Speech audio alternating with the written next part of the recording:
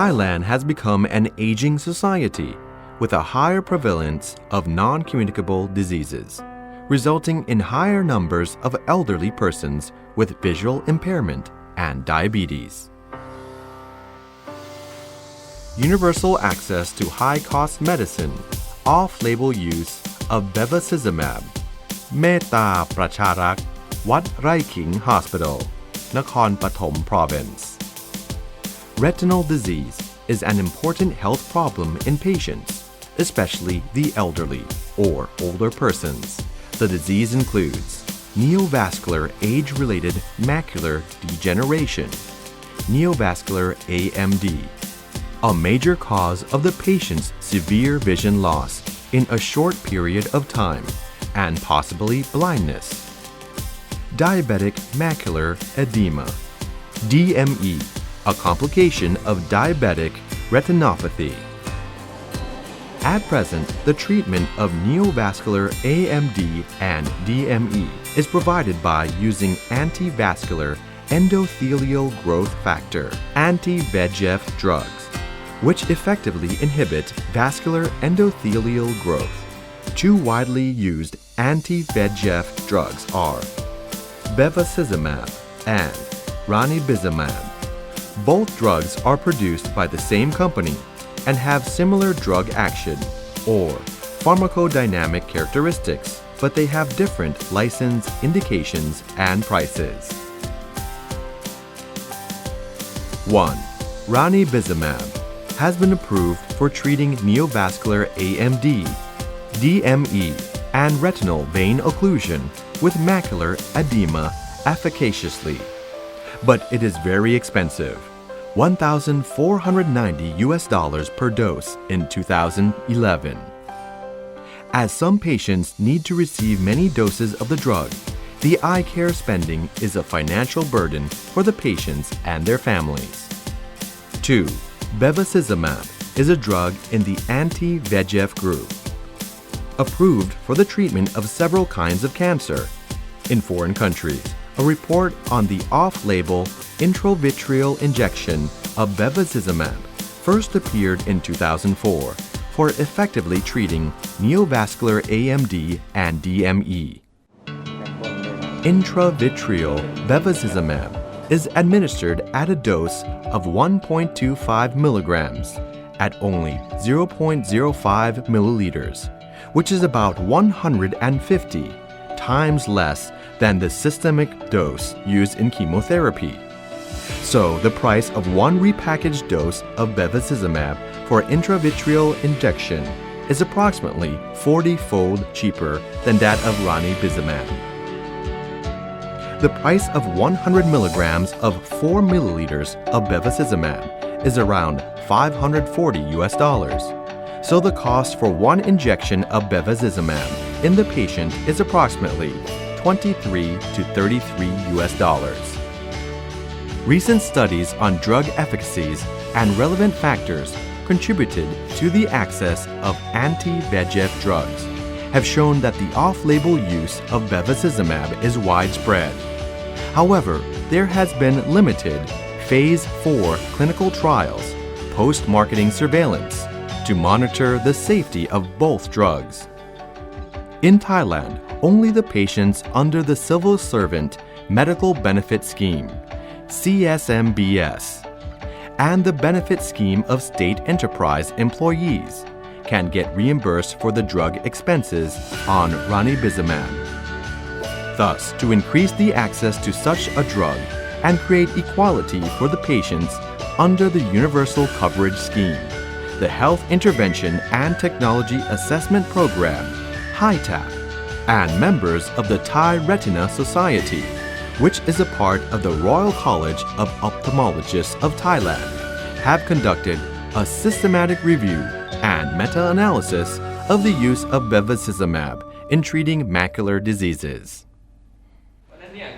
Dr. Paisan Ruam Viboonsuk, the president of the Royal College of Ophthalmologists of Thailand, said, "The systematic review and meta-analysis study has shown that the efficacies of bevacizumab and ranibizumab in treating neovascular AMD and DME are not significantly different, and both medications are more significantly efficacious than the standard laser therapy.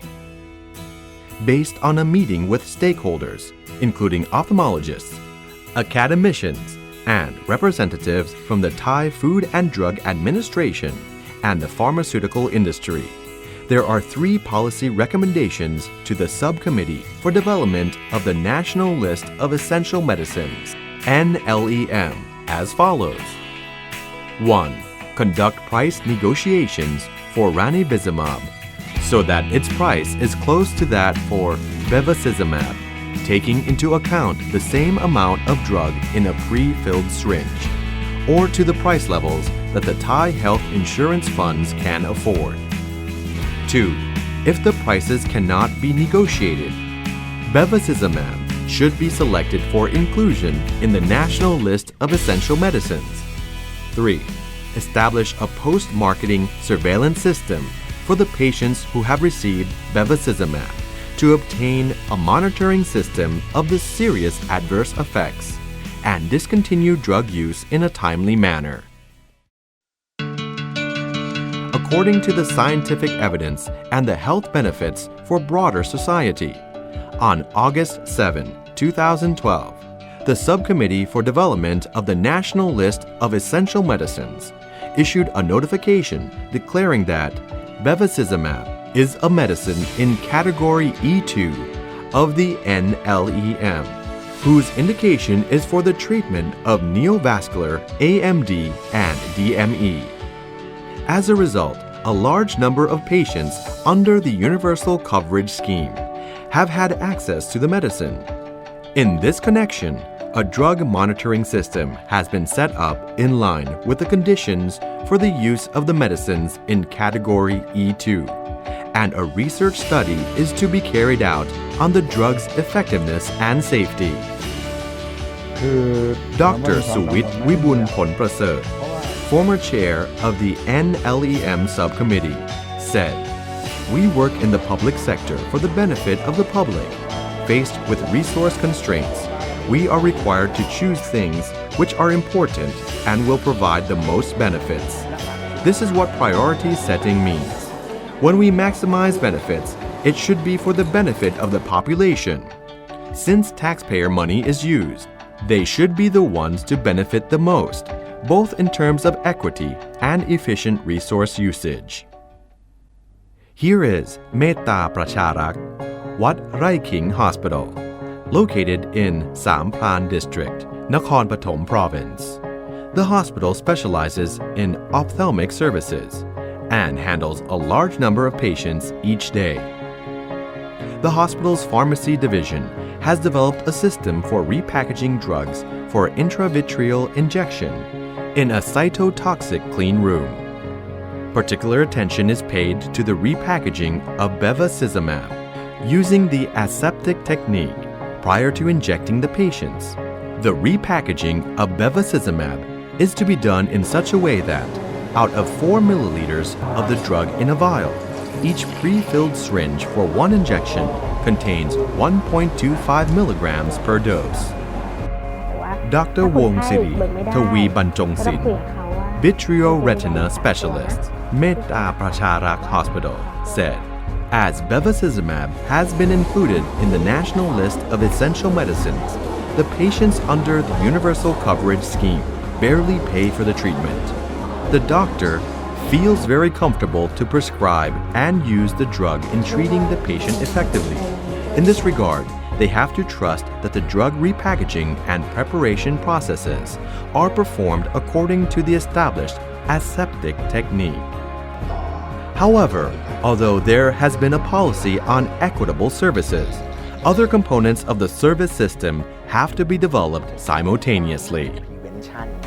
Dr. Warapat Wongsawat, head of the Retina Division, Metta Pracharak Hospital, said, in the next stage of program development, there must be national standards for drug repackaging, which must be verifiable. To reduce the overcrowding of patients at a certain hospital, Other hospitals that are ready to do so should do the drug repackaging by themselves. The logistic system of such drugs, from the repackaging sites to peripheral hospitals, or those that are unable to do their own repackaging, needs to be operated according to the established criteria or standards for all steps in terms of quality, transportation, inspection, and safety control. Sombat Tangjan and wife, patient under the Universal Coverage Scheme, said, "We are rice farmers with not much income. If we had to pay for medication and continual treatment, we would have been in trouble, and we would not have received treatment. And if we really had to pay, we had to sell our paddy field to get money for curative care. Luckily, we were eligible for medical care under the Universal Coverage Scheme, so we did not have to pay for such treatment. We actually paid only for transportation. Today, with good willpower, we can work as usual and have a better quality of life." ก็อย่างวันนี้ไปโรงพยาบาล Sipai Tep Yun Yong, เดินไกล patient under the Universal Coverage Scheme, said, "Our family's status is not so good economically, living on income from our only daughter. My husband is chronically ill and is unable to work. I also suffer from diabetes, kidney disease, heart disease, and blurred vision in both eyes. The doctor at Bang Plama Hospital in Suphanburi province transferred me for further treatment at Metta Pracharak Hospital, which is about 100 kilometers away. Luckily, I did not need to pay for any medical care. That has relieved our daughter's financial burden tremendously. If we had to seek money for the treatment, we had no idea from where we could get it. At present, I can barely work, as I am also suffering from several diseases." Studies or reviews of bevacizumab's effectiveness and safety have shown that the drug that is used off-label is really efficacious, resulting in the setting of evidence-based policy to include the drug in a suitable system that is for the benefit of elderly persons and diabetes patients who will have access to a safe drug and more curative options. This research has led to the creation of equality for the patients under the Universal Coverage Scheme. The results have immensely impacted the medical system at the international level, as there has been important information for other countries to consider in setting their own policies on the treatment for patients with neovascular AMD, DME, and other macular diseases. Dr. Suwit Wibunpon Prasert said, "The inclusion of bevacizumab in the national list of essential medicines has increased the chances and options for patients through our post-marketing surveillance system to monitor the drug's effectiveness and safety. The patients and the national health security system are confident in the use of bevacizumab." Some people have the misconception that developing countries have no access to expensive medicines, that there is no need to conduct assessments or priority settings, because there is nothing to prioritize since we are poor. However, this opinion is wrong, because if we are poor and resource constrained, we must prioritize or we will not survive. The poorer we are, the more we need to prioritize and conduct research. If we prioritize well, we will have the necessary funds to conduct research and further develop our country. Former President Nehru of India said, "Because we are a poor country, we cannot afford not to do research. Since research begets knowledge, and it is this knowledge that will lift us out of poverty."